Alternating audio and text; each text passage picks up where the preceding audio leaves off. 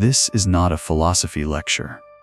This is an intervention, because you are living inside a peculiar trap, meticulously engineered over centuries, the cult of the serious. You have been culturally programmed to believe that existence is a solemn, lifelong pilgrimage with one ultimate purpose: success. This seriousness is treated as the highest virtue, the prerequisite for worthiness. But we have proof seriousness is not virtue. Seriousness is anxiety, disguised as ambition, and this is the biological cost. Your constant striving, your relentless defense of your purposeful life, is not driving achievement. It is simply activating the default mode network DMN on repeat. Seriousness is the internal narrator, perpetually grading your performance, demanding perfection. It is chronic cortisol.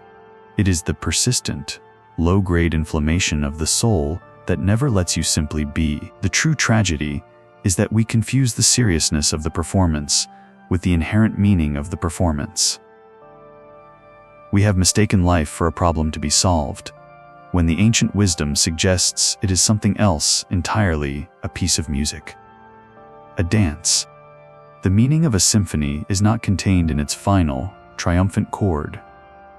The meaning of a dance is not to reach a specific spot on the floor. The meaning is the playing itself, the dancing itself. Yet, we are the people reading a novel who are only interested in getting to the last page. We skim the entire thing, frantic, turning pages, missing all the poetry, all the drama, all the lovely descriptions. Why? Because we are caught in the endless cycle of external purpose. Get through school for the job. Get the job for the security. Get the security for the family. The purpose is always elsewhere. It is always in the future. It is never right here, never now. We reach the final page, we close the book, and the only thought we can muster is that all? This profound moment of hollowness is the inevitable cost of living in the future tense. We have treated the novel of our own existence as a procedural checklist, convinced that the meaning, the fulfillment, the ultimate self-actualization must be hiding just around the corner, just beyond the next promotion, just after the last payment on the mortgage. But what if this desperate striving, this colossal act of seriousness, which demands the right credentials, the perfect job title, the visible symbols of success, is not a path to happiness, but a direct biological trap? We have been programmed to believe that seriousness is virtue, yet biologically, seriousness is simply chronic, low-grade stress. It is the persistent activation of the cortisol tax. When you are perpetually serious about achieving a goal that is always elsewhere, your nervous system reads this as a chronic threat. You are stuck in a subtle, enduring state of fight or flight. This is the cortisol tax. Cortisol, the hormone of survival, should spike quickly in response to immediate danger, enabling action, then swiftly recede. But the modern serious life turns this into a persistent drip feed. And who is the chief architect of this perpetual anxiety? It is the default mode network DMN, the neural circuit that creates and patrols the self-narrative. The DMN's primary function is to keep the story of you coherent, serious, and perpetually focused on predicting and controlling the future.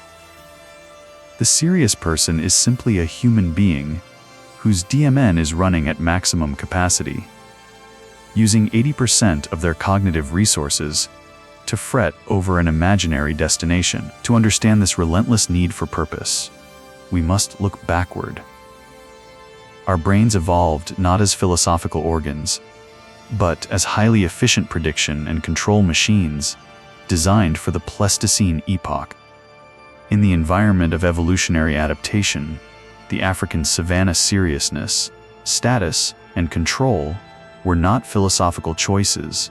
They were mandatory survival software. Our primal anxieties, the fear of not having enough, the fear of failing publicly, the fear of not being a worthy person, are simply outdated evolutionary software seeking proximal goals titles, money, property as proxies for ancestral safety and status. The seriousness that saved our ancestors from starvation is the very mechanism now choking us with chronic anxiety. This is the ancestral purpose trap. The seriousness of the self-narrative is brutally enforced by the digital ego. Social media transforms life from a reality to be experienced into a performance to be optimized, logged, and justified. We turn our existence into a public portfolio that must be constantly defended against criticism. Even leisure, the very notion of play, must be rationalized. We don't read a book for pleasure. We read it for self-improvement. We don't go hiking to simply be present. We go to reduce cortisol levels for increased productivity on Monday. The moment you justify the pure, immediate joy of an activity by tethering it to a serious future outcome, you are not playing. You are simply doing work in a different form. So, if seriousness is the prison, what is the key? We misunderstand the antidote. The opposite of seriousness is not frivolity, nor is it irresponsibility. The opposite of taking life too seriously is to approach it with playfulness, to realize the entire cosmic affair is fundamentally a dance of energy. Look at nature. Does the cloud look like it is filled with existential dread about reaching its destination? Does the wave struggle grimly to attract a mate? Nature does not strive for purpose. It simply expresses itself. It is a musical phenomenon. The ancient Chinese captured this perfectly with the concept of wu wei, often translated as effortless action or non-action. Wu wei does not mean doing nothing. It means acting without straining, without forcing the result. It is the way of the water, which wears away the hardest rock not by aggressive effort, but by yielding, by flowing. Water does not carry the burden of intention. It simply follows the path of least resistance, and in that effortless flowing, it accomplishes everything necessary. But for the Western, post-industrial mind, this is an unacceptable concept. The Western framework, built on the tyranny of linear, measurable time, looks at the purposelessness of nature and declares it a profound insult that's useless. That's a waste of time. This attitude stems from the societal decision to treat life not as a song to be sung, but as a problem to be solved, a machine that must be optimized for maximum output. The Chinese sages saw the mountains and the rivers and saw them as profoundly trustworthy, not because they promise safety, but because they are utterly, fearlessly themselves. They just are. They are not going anywhere. They are not achieving anything external. They are simply expressing their own nature. And in that raw, purposeless expression, they hold the deepest beauty and truth. This acceptance demands a profound kind of trust. Not the kind of trust that demands nature give you what you want. That is not trust. That is a demand for control. Real trust is like throwing a ball, you let go of it completely. You have faith in the process, in the physics, in the flow. You do not hold on to the ball and carefully walk it to the catcher. You release it, allowing it to fly. The alternative to this trust is the world we have created, a world of total mistrust. We cannot trust our own inner nature, our instincts, our desires, our messiness, so we externalize control. We create endless laws, systems, bureaucracies, and authorities to manage the unmanageable fluidity of life. We become fixated on the recording of life over the living of life. It becomes more critical that your paperwork is in order than that you are a kind, fully expressed person. It is more important that the records are perfect than that the reality is vibrant. We are so busy measuring life, quantifying our virtue, our success, our worthiness, that we forget to live the inherently spontaneous, playful reality beneath the facade. We become our own jailers. We fence ourselves in, terrified of making a mistake, of looking foolish, of not being serious enough. We build a rigid, impressive structure that is, as Watts said, all jail and no prisoner, a magnificent shell with nothing alive inside it. But life itself cannot be scheduled. You cannot program a belly laugh, nor force a genuine moment of awe. These things require a surrender to the present moment. This is where we must reclaim the true meaning of the word scholar. The original scholar was not someone who studied for the sake of a credential or a career. The word scholar literally means leisure. A scholar was a person of leisure who studied things not because they were useful for survival, but because they were fascinating, delightful, and charmingly irrelevant. Poetry, music, philosophy, the shapes of shells, these are the playful activities that do not contribute directly to survival, but that make survival worthwhile. If you must always justify your pleasure, if the only reason you allow yourself to play is because it is deemed good for you, i.e., it helps you work better afterward, then you are trapped. You are still working. The true test of liberation is the pebble test. Pick up a simple stone. Look at it. Can you look at it just because it is delightful? Can you enjoy its color, its shape, its texture, without feeling the need to instantly extract a philosophical sermon from it? Can you resist the urge to rationalize the moment by saying it advances your aesthetic understanding? When you can simply enjoy the pebble, you become strangely a healthy human being able to be loving, helpful, and effective. But if you can only engage with the world because you are waiting to profit from it, you are a vulture circling over life. The goal is to join the dance, to set down the incredible weight of seriousness. We have seen the weight. Now, we must turn to the dancer itself. We must examine this you that is trying so hard to be serious. We set down the immense weight of seriousness, recognizing the trap of the perpetual purpose cycle. But to truly join the dance, we must confront the dancer itself. We must examine this you, this persistent, serious, striving mechanism, and ask, what is it? Where did it come from? This you that demands to be taken seriously, that feels constantly compelled to justify its existence, is what we call the ego. If we track its origin, we realize it's an outdated piece of ancestral software running on a modern machine. The seriousness of the ego is biologically anchored in the default mode network, the DMN. This network is designed to be the brain's serious narrator, constantly reviewing the past and simulating the future. Its job is prediction and control, an evolutionary necessity on the savannah, where failure to predict a threat meant death. The anxiety that we are not doing it right is not a moral failing. It is the inherited trauma of scarcity. Our ego evolved to obsessively monitor social status, resources, and tribe safety. To be nothing in the eyes of the tribe was a death sentence.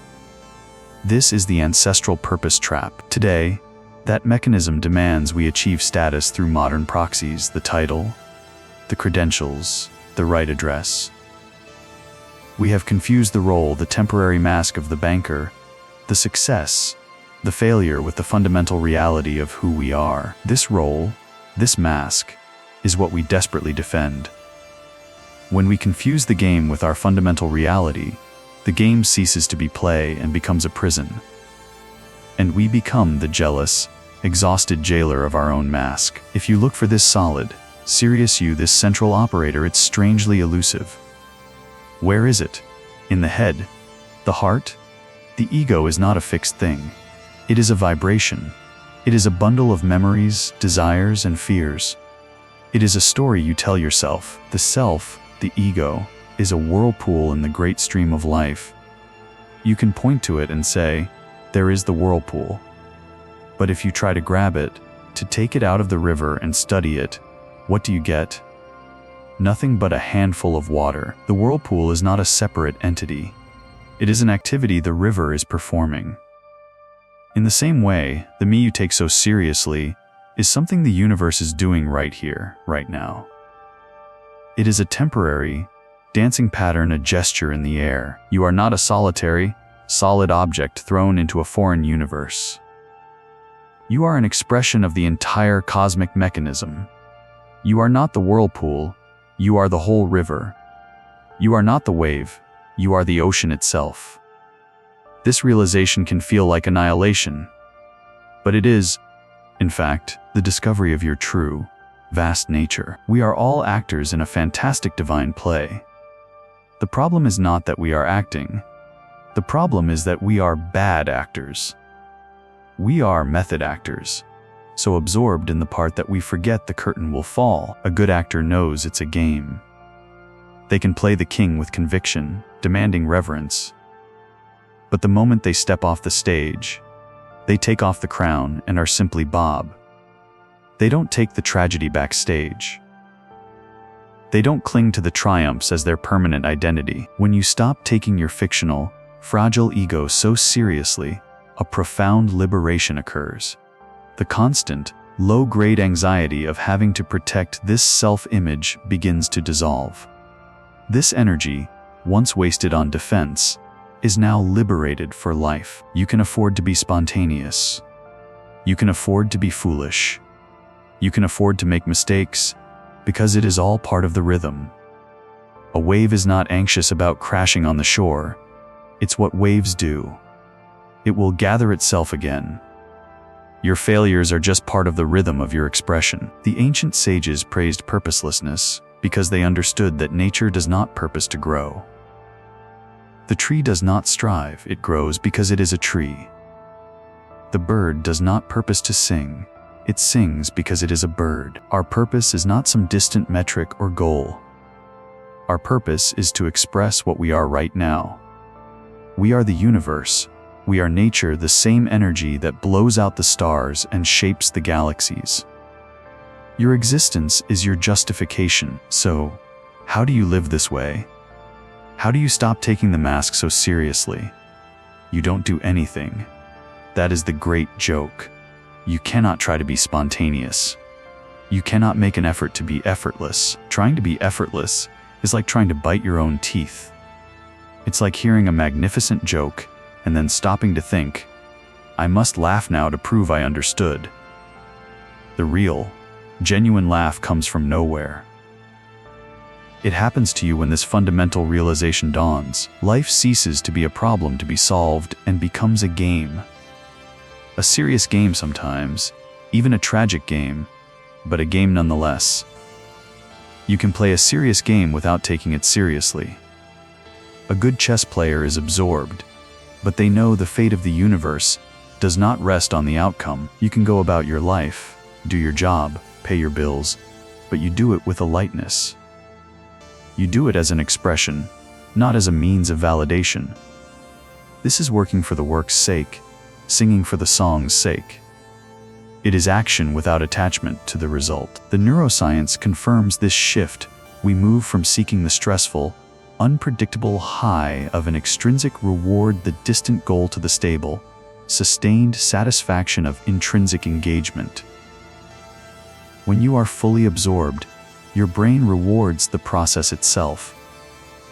This is the biological definition of wu-wei. A cat does not pursue a mouse because it has a philosophy of predation or a KPI to hit. It does it because it is totally absorbed, a perfect expression of catness. And when the moment is over, it is over. It doesn't lie awake wondering if it could have done it more efficiently. When you are no longer wasting energy defending a fragile self-image, you become incredibly strong. Criticism doesn't shatter you. Failure doesn't define you. Success doesn't inflate you. You become fluid, adaptable, like water. This is supreme intelligence. It is the action of the whole universe expressing itself through you. The Zen archer does not shoot the arrow. It shoots. There is no arrogant archer separate from the target, the bow, and the event. There is only the shooting. This is effortless action. This is wu-wei. This is not passivity. This is power. The call to action is not to do something new, it is a call to trust. To trust your own inner nature and the nature of which you are a part. This is the key that unlocks the prison. What happens if we reject trust? The alternative is the world we have created, the life of total mistrust. We create rules, laws, systems, and bureaucracies to control every messy, natural impulse. We create a structure that is, as Watts said, all jail and no prisoner. Modern technology has amplified this distrust. We have externalized our ego into the digital Skinner box, a constant loop of performance anxiety, where our value is measured by metrics, likes, and external recognition. The role now requires constant maintenance via the screen. When the constant narration and judgment in your head quiet down, what remains is the experience itself, the raw, unfiltered isness of things. The feeling of the wind on your skin, the coolness of the water, the sound of the distant bird. The world is not something you have to figure out, analyze, or optimize. It is something to be tasted, touched, heard, and seen. The eyes you look out of are not your personal possession. They are the eyes of life itself, looking out at its own creation. You are not a passenger in the universe being taken for a ride. You are the universe experiencing itself. This is not mystical fantasy. It is the most practical truth. When you know this in your bones, you realize you are here to sing, to dance, to play. We have been tragically taught that playing is frivolous, that it is only for children. But all work and no play does not just make Jack a dull boy. It makes him a nervous wreck, a tyrant, a machine trapped in the utility paradigm. The alternative is to join the dance. Your very existence is your justification. You do not need permission to be. You do not need to earn the right to be here. You are here because you are here, just as a rose is red because it is a rose. So how does one live this way? Again, you don't try. Trying is the energy of the separate ego. You simply begin to notice. You notice the moments when you are already not trying. The moment you are captivated by music and forget yourself. The moment you are so absorbed in conversation that time stops. The moment your endless internal chatter simply ceases. In those moments, you are fully present. And in that presence, there is no problem. The goal is not to force those moments to happen. The goal is to notice that they are always available, because the dance is always happening. Your very breathing is part of it. Your heartbeat is the drum beat. This is the great liberation. You are already what you are seeking. You are not going to become happy, peaceful, or enlightened at some future date. You can only be those things now. Any effort to become something is a rejection of what you already are. This realization does not mean passivity. Quite the opposite. When you are not wasting energy defending an idea of yourself, you have immense energy available for life. You act with tremendous efficiency and compassion, because your action is about the situation itself, not about you. The invitation is simple: to see something you have been overlooking. It is a call to trust, to let go of total surveillance of yourself and the world. The life of control and constant mistrust is the prison of your own making. Having seen the incredible weight of our self-constructed seriousness, and having glimpsed the illusion of the solitary ego, we are left with a fundamental invitation, not to a question to be answered, but to a reality to be tasted. What remains when the non-stop internal narration, the DMN, the commentary, the judgment, the future proofing finally quiets down? What is left when you stop trying to build a monument to yourself? What remains is the raw, unfiltered isness of things. The feeling of the wind on your skin, the sheer geometry of a granite face, the distant, unhurried sound of a bird. This is not a trivial or shallow reality. This is the fundamental, immediate truth of existence. The world is not a complicated schematic you have to figure out. It is something to be touched, heard, and seen right now. You are not a passenger being taken for a ride in the universe. You are the universe experiencing its own creation. The energy that animates your body, the force that beats your heart, is the identical energy that spins galaxies and curls waves. This is the practical truth.